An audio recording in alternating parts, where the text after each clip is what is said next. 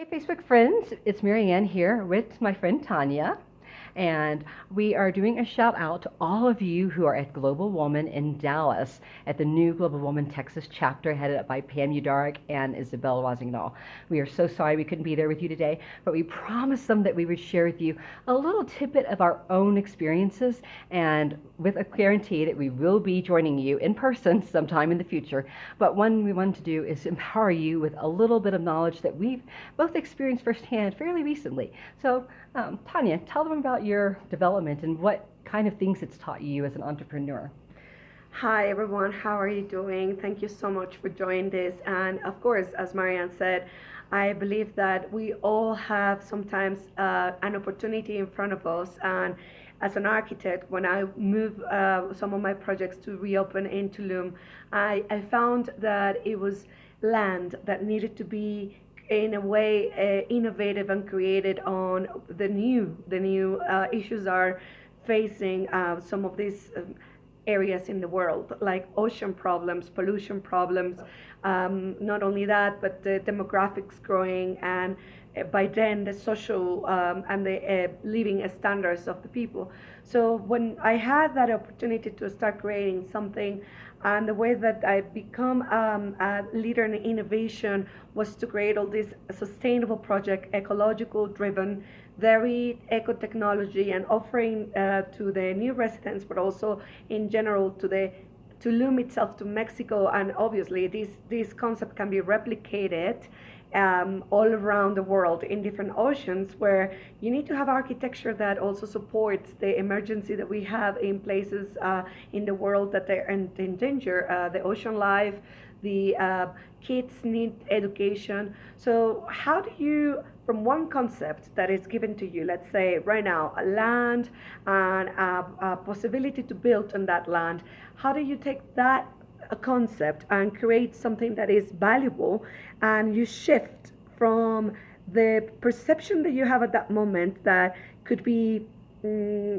profit driven, it could be maybe the company vision driven, but then as an entrepreneur and as a humanitarian and as an activist, then you take all those things and shake them into a bowl of possibilities, and then you learn how to go with the flow and understand that sometimes the answers are just there in front of you, but you need just to reach into either old knowledge, like Native American knowledge, in this case the Mayas in Yucatan, and in some other cultures in Mexico and United States, and some many of those old knowledge that we have around the world can teach us the way that it was already built 3,000 years ago, 5,000 years ago, and it was much more imbalanced. So let's say a knowledge from the Mayas on a resource that they were using to make everything sustainable, on like the chukum as an example that we use it in other projects, where you put the stucco that is already waterproof, that is already fungus proof, and on top of that it creates a barrier of insulation in the construction. So you take that idea from many years ago, and then you make the project to become part of what life can be, and a possibility, millions of possibilities.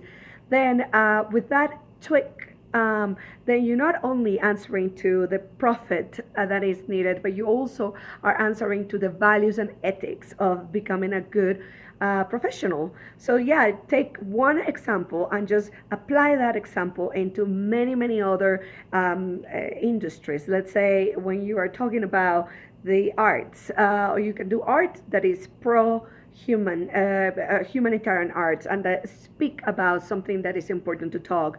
Let's say about the medical industry, you have all these innovations that are happening day by day, and some of them can be very important to save lives, and the ethic purpose of it, to be able to have doctors that can also take the time to to to see the patients in as a human, not as a number, not only as a machine, or something that is a little bit more heart oriented. So I would say to everything that you can create, if you put that component that is more soul related, that is more heart connected, and on top of that, you mix it with your own knowledge, and then you experience that as a platform to exposure to the world. So what happened at the end?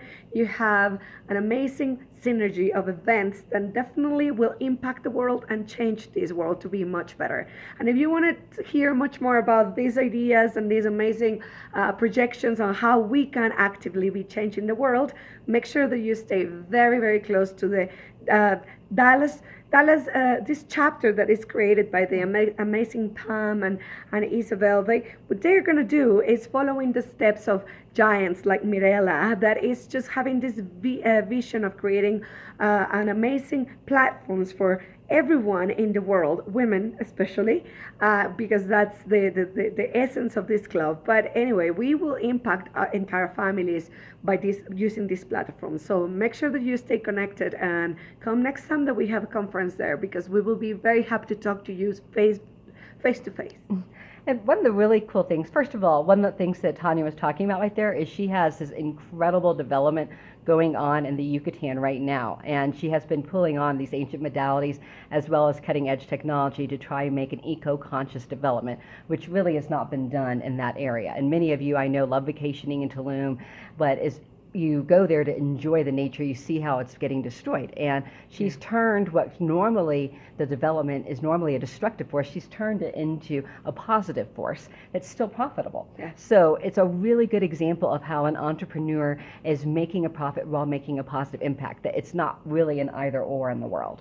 So that's one of the big things to lesson. But one of the things I wanted to ask you to share briefly with them is, tell them how you were able to deal when you were given kind of a different situation than you thought. Because, you know, originally she thought she was going to be given a piece of land, and at last minute it changed, and you've turned what you thought was going to be a loss into a major asset.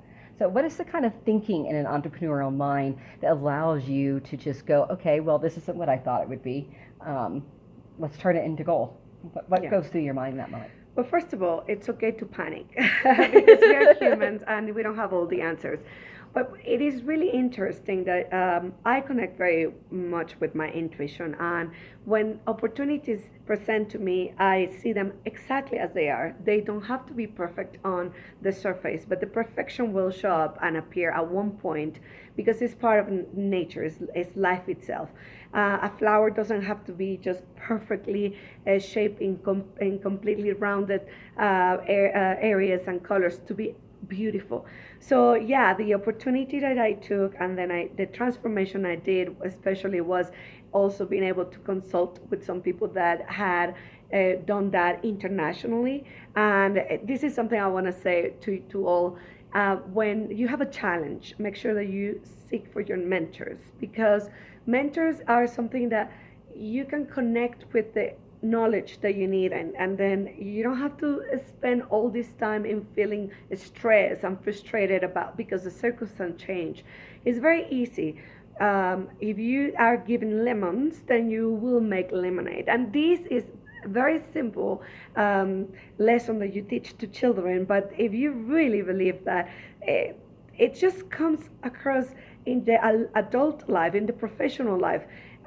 If you're given another type of resource, what are you going to do with it? First of all, as an entrepreneur, create this dialogue with your mind that everything that you do, it's going to be okay at the end. You need to reassure yourself that whatever process you get into it, you have the confidence that at the end, with all the resources you can pull up, knowledge from different sources, books, of course, technology, and do your research, because research is very important. And then meet with people who are experts in the area that you are about to go, because a lot of people really underestimate the value of a mentorship. And I would say that saved me from having to go to bed worrying and not being able to sleep many times because it's truly an issue, especially when you care about the projects. And then learn as an entrepreneur to go with the flow. This is difficult for many people who are over controlling. apparently when you are an entrepreneur you have to have a sense of control and a structure, because otherwise you will feel like everything is falling apart. But at the same time you need to have that out of the box thinking, that if everything is a little bit off the line, you will not panic but just still be able to create the right benefit in front of you. So the mind structure is very important. Being an entrepreneur, it will probably collect a couple failures, either if it's a project or even if it's an idea or it's a vision. But the important part of it is that every failure is just a step to success. And I can tell you for a fact that now that we are succeeding in not only the vision but the implementation of how technologies are going to be saving water in Tulum, are going to be saving also the oceans, because what you do with the construction impacts the underground, and the underground go directly to the rifts. So I'm proud to announce that we are not only helping the 3,000 species that are living currently in the jungle, but also all the species that fish and coral that lives far away, miles away inside of the ocean, because of the way that we've been able to turn this into a new opportunity of being self-sustained, and also being an example on how to bring the community together to learn and then apply it to the same projects. Absolutely. And what's so amazing about all that is all that brilliant thinking that Tanya was sharing with you just then. She already knew the philosophy that she was not going to sway from, but she was willing to compromise and be flexible when it came to the implementation. So when she thought it was one piece of land and changed to be another piece of land, she took all that same philosophy and remained loyal to it, but was able to go, okay, well, we'll shape it over here and we'll do this and we'll have an even greater impact. And that's the key to being innovative. And whether you're doing for-profit work or nonprofit work like I do, is that a lot of people think, gosh, I'm just giving up if I let go of the end dream, the big vision that I've always had. No, the end vision has to be the philosophy. The implementation is going to be informed by sociological changes, economic changes, environmental changes. And if you're unwilling to adjust to those things, then you just might miss a major opportunity. I want to say about the land that the, the urbanization in the area was compromised at the time, and they missed a turn. And when I went to see the land, they actually took away around 35% of the trees, the natural trees that were part of the core of the project that I designed. And I needed to change that, because even though a lot of the builders and contractors in that area are preferring right now to just tear apart every single piece of jungle, and obviously they have a pre-made kind of a cookie construction or developments or designs that can just be copycats in any land that you want. I will say that one of the things that my company, Green Habitat, specialize is that we need to design for what the land is talking. You need to go to that piece of property and talk to the land as far as understanding the big trees that you need to save there, because they are food of toucans, because there's family of birds there, and then which area can be built, but the area that at the same time you don't want to take away trees that are giving you natural shade. You don't want to take away areas where it can be a natural visual protection from the outside, because that is like saying, if I go ahead and take all this that nature already gave to us, then then I'm gonna have to design a wall, or I'm gonna have to design, then have something else that is just not natural for us to work, and then it's gonna cost more money, or it's gonna be not as natural. So, and remember that there's something very important about us being connected with trees, because the trees can have the ability to give us relaxed moments, peace, oxygen, like everything. Well, they certainly are cleaning this earth, and they are a big part of our vision as a part of green architecture and green constructions and developments, because you need to honor the fact that that land had many other habitants, not only the humans. And that's part of also, I believe that being an ethical entrepreneur means to take away the arrogance and not only think like, oh, okay, I'm going to just make sure that I make all this about money, money, money, and then I don't care if I just take away the 100% of the trees, 100% of the resources, because at the end of the day, we have a compromise with the earth. This is going to be the earth of kids that are right now in this generation. And what is going to be, they are going to have to say something good about us. Well, those guys that were living 100 years ago, they were really giving us options. So yeah, I reintroduced the design to the new land.